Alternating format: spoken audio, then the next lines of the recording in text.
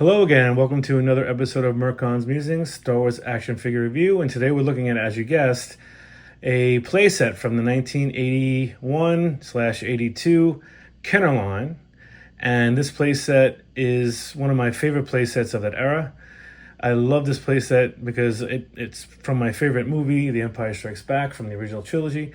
And as a kid, I loved this playset because it's so much play features going on, which I'll get into a little bit, because when I look back at it now, it has a little bit too much going on. So I think it kind of detracts from the actual playset itself. So I'll get into that in a minute. But before that, I'll give you a quick history of this playset.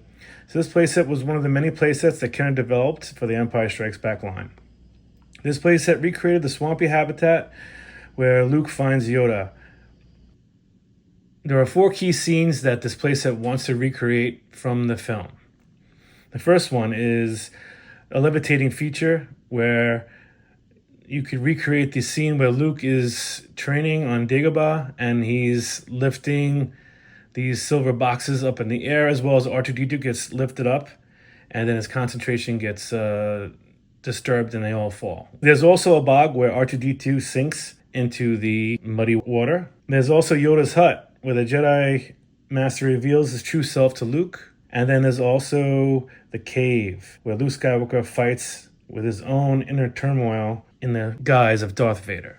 What's interesting about this playset is Kenner released several different variations of the toy over the years 1981 and 82.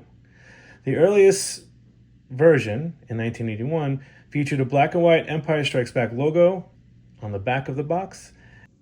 And the 1982 version had the Empire Strikes Back logo in red on the back of the box.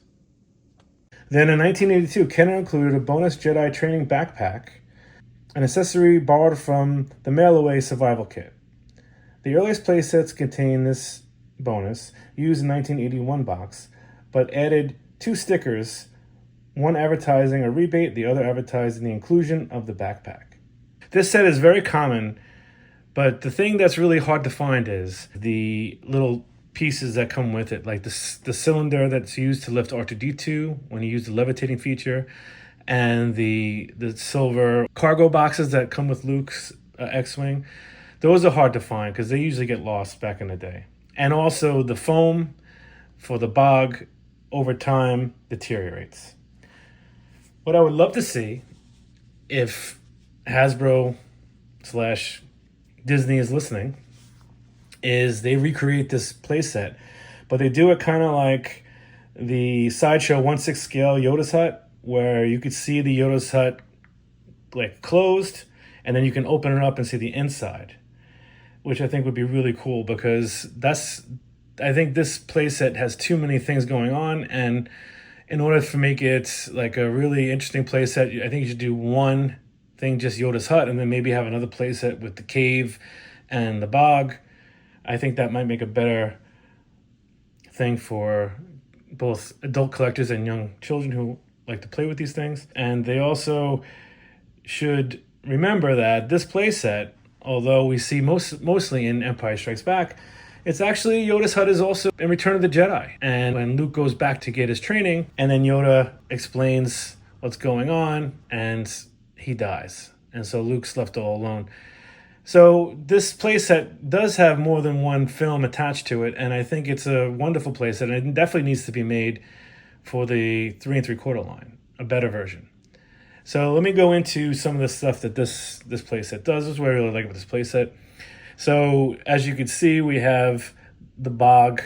R2-D2 with the sensor is stuck in the bog. And then you have Luke. I'm going to just turn it a little bit. And Luke is training. And this is one of the levitation features. There's a rock here, and you lift it up, and it shows that he's using the Force. And he also came with a small silver cylinder that you could put on, and you could put the vintage R2-D2 sensor, and he would levitate as well. And then the details on this are really neat. It would have been cool if they had some sort of paint applications, but there's a lot of vines, snakes, and stuff all around. And then this is the cave. That's what I'm saying. This is where this toy doesn't really do it for me. So this is where he has a confrontation with Vader in the cave. and you could put them on these slides, then they can duke it out with one another. The foot pegs and the figure could go on them, and you can fight like in the film. And as you can see, here is Yoda's home, and it's okay. I wish they would have done more with it, but yeah, it's really a cool playset. And this is a levitating, so if you wanted him to do any sort of like action, you could do it that way with that. This has a lot of play features which are really great about it. So yeah, this is definitely one of my favorite play sets, and it's definitely worth it. As far as play sets go, I think this is a phenomenal play set, and it just needs to be tweaked for the modern version. So I'm hoping they'll do that. So that's another episode of Merkon's Musings. I hope you enjoy it. Please like and subscribe, and I'll see you next time.